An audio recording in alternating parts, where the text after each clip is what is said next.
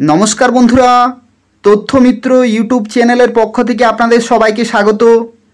আজকে এই ভিডিওতে আমরা আলোচনা করব ত্রিপুরায় অনিয়মিত কর্মচারী এবং চুক্তিবদ্ধ কর্মচারীদের অবস্থা খুবই শোচনীয় এবং খুব অল্প বেতনে তাদের সংসার চলে না, খুবই কষ্টের জীবনযাপন করতে হয় ত্রিপুরায় অনিয়মিত এবং চুক্তিবদ্ধ কর্মচারীদের।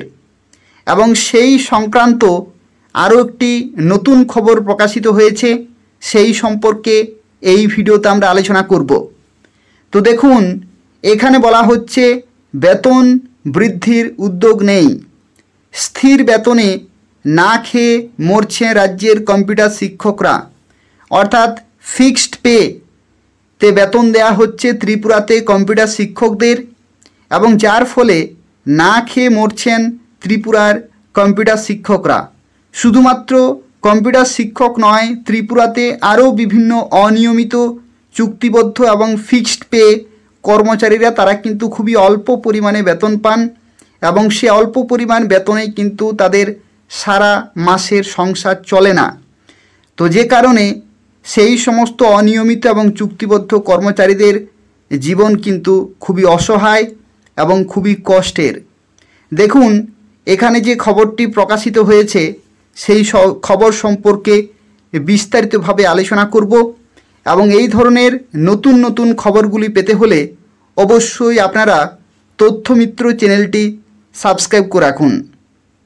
তো দেখুন, এখানে বলা হচ্ছে প্রত্যন্ত অঞ্চলের ছাত্রছাত্রীদের আইসিটির পড়া বুঝার সুবিধার জন্য সরকারের কাছে বই এর কথা বলা আর ফুটো বালতিতে জল ঢালা একই কথা।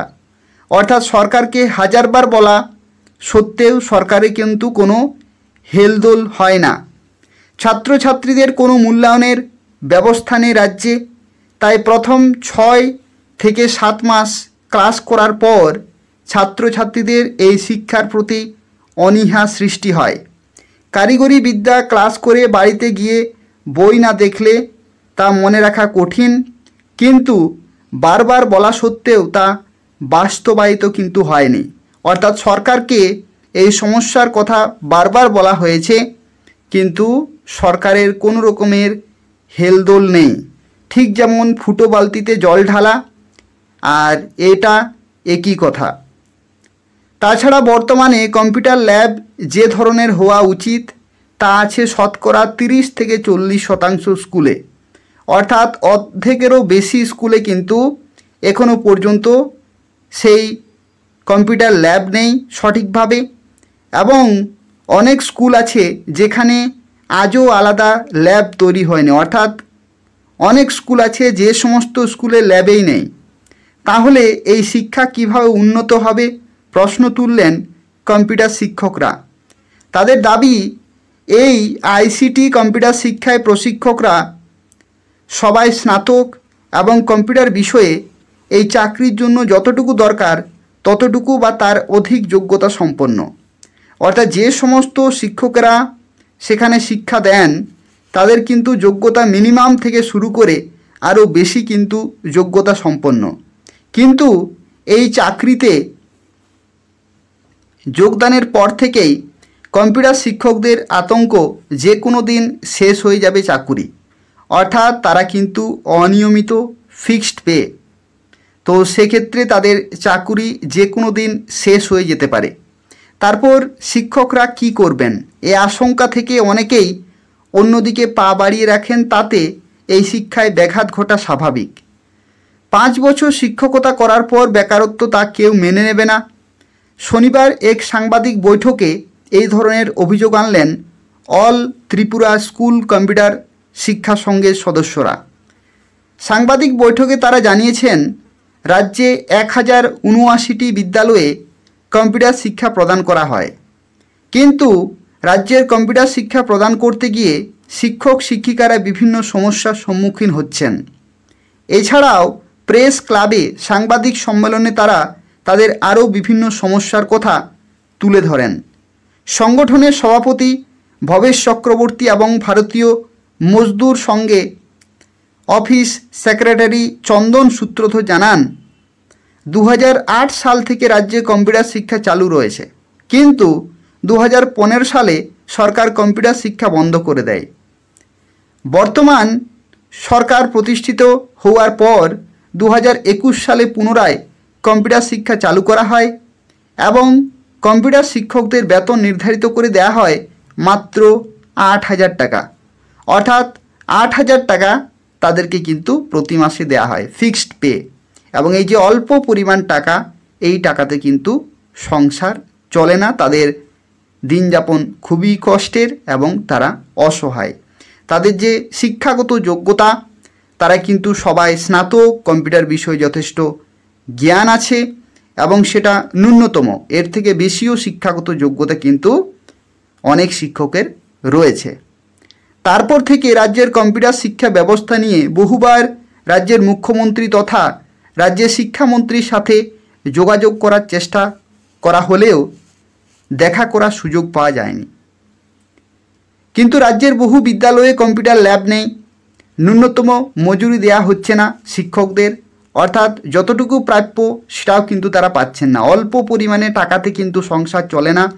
যে পরিমাণে শিক্ষাগত যোগ্যতা তাদের, যতটা গুরুত্বপূর্ণ সাবজেক্টটি, সেই হিসাবে কিন্তু তারা সঠিক বেতন পাচ্ছেন না এবং কম্পিউটার শিক্ষকদের স্থায়িত্বকরণের কোনো উদ্যোগ গ্রহণ করা হচ্ছে না।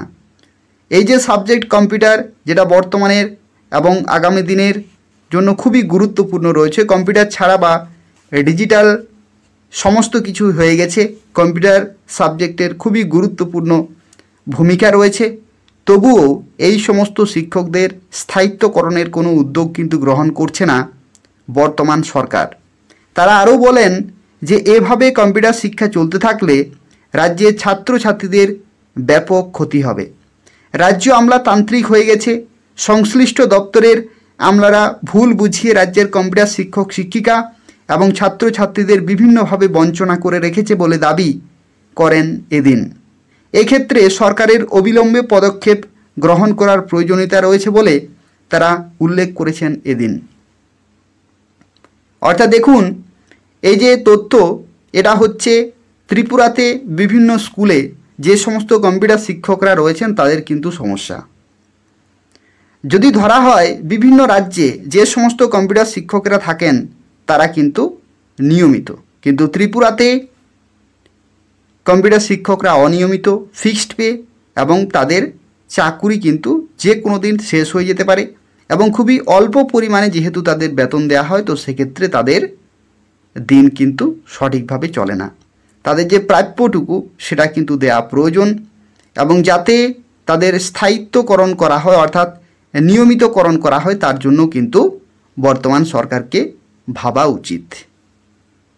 এবং শুধুমাত্র কম্পিউটার শিক্ষক নয়, ত্রিপুরাতে আরও বিভিন্ন কর্মচারী রয়েছেন, তারা কিন্তু অনিয়মিত, হাজার হাজার কর্মচারী রয়েছেন, তারা কিন্তু চুক্তিভিত্তিক এবং ফিক্সড পে। প্রত্যেককে, অর্থাৎ অনিয়মিত কর্মচারীদের যাতে নিয়মিতকরণ করা হয় তার জন্য এই চ্যানেলের পক্ষ থেকে এবং প্রত্যেক কম্পিউটার শিক্ষকের পক্ষ থেকে এবং প্রত্যেক অনিয়মিত এবং চুক্তিবদ্ধ কর্মীদের পক্ষ থেকে সরকারকে অনুরোধ, যাতে খুব তাড়াতাড়ি অনিয়মিত কর্মচারীদের নিয়মিতকরণের ব্যবস্থা করা হয়, তার জন্য যথোপযুক্ত ব্যবস্থা গ্রহণ করা হোক। আর এখনও পর্যন্ত আপনারা যারা এই চ্যানেলটি সাবস্ক্রাইব করেননি, এই ধরনের নিয়মিত খবরগুলি পেতে হলে অবশ্যই চ্যানেলটি সাবস্ক্রাইব করে রাখুন। এই তথ্যমিত্র চ্যানেলটি আপনারা প্রত্যেকেই সাবস্ক্রাইব করে রাখুন এই ধরনের গুরুত্বপূর্ণ খবরগুলি পাওয়ার জন্য। অনিয়মিত কর্মচারী, চুক্তিবদ্ধ কর্মচারী, ফিক্সড পে, মহার্ঘ ভাতা বা ডিয়ারনেস অ্যালাউন্স বা শিক্ষা সংক্রান্ত, চাকরি সংক্রান্ত বিভিন্ন খবর পেতে হলে অবশ্যই প্রত্যেকেই চ্যানেলটি সাবস্ক্রাইব করে রাখুন। এই চ্যানেল থেকে ত্রিপুরার গুরুত্বপূর্ণ খবরগুলি সময় মতো পেয়ে যাবেন। প্রত্যেকেই সাবস্ক্রাইব করে রাখুন। ধন্যবাদ।